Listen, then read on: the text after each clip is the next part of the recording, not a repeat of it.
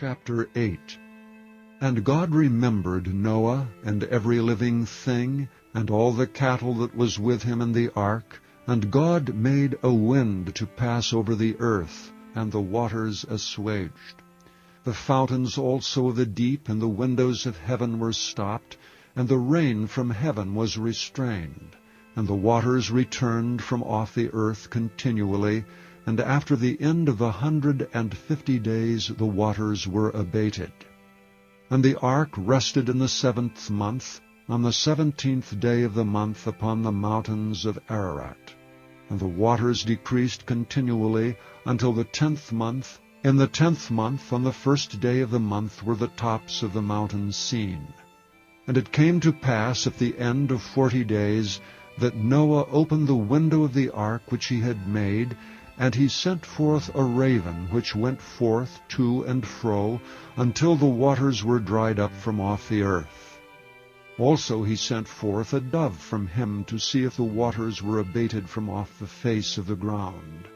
But the dove found no rest for the sole of her foot, and she returned unto him into the ark, for the waters were on the face of the whole earth. Then he put forth his hand, and took her, and pulled her in unto him into the ark. And he stayed yet other 7 days, and again he sent forth the dove out of the ark. And the dove came in to him in the evening, and lo, in her mouth was an olive leaf plucked off. So Noah knew that the waters were abated from off the earth.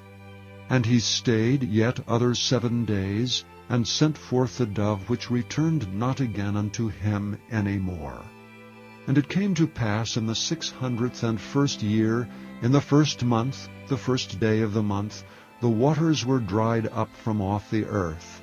And Noah removed the covering of the ark, and looked, and behold, the face of the ground was dry. And in the 2nd month, on the 27th day of the month, was the earth dried. And God spake unto Noah, saying, Go forth of the ark, thou, and thy wife, and thy sons wives with thee. Bring forth with thee every living thing that is with thee of all flesh, both of fowl and of cattle, and of every creeping thing that creepeth upon the earth, that they may breed abundantly in the earth, and be fruitful, and multiply upon the earth. And Noah went forth, and his sons, and his wife, and his sons' wives with him, every beast, every creeping thing, and every fowl, and whatsoever creepeth upon the earth after their kinds, went forth out of the ark.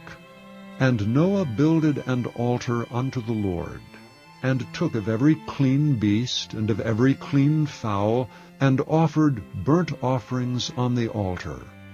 And the Lord smelled a sweet savour, and the Lord said in his heart, I will not again curse the ground any more for man's sake, for the imagination of man's heart is evil from his youth, neither will I again smite any more everything living as I have done. While the earth remaineth, seed time and harvest, and cold and heat, and summer and winter, and day and night shall not cease.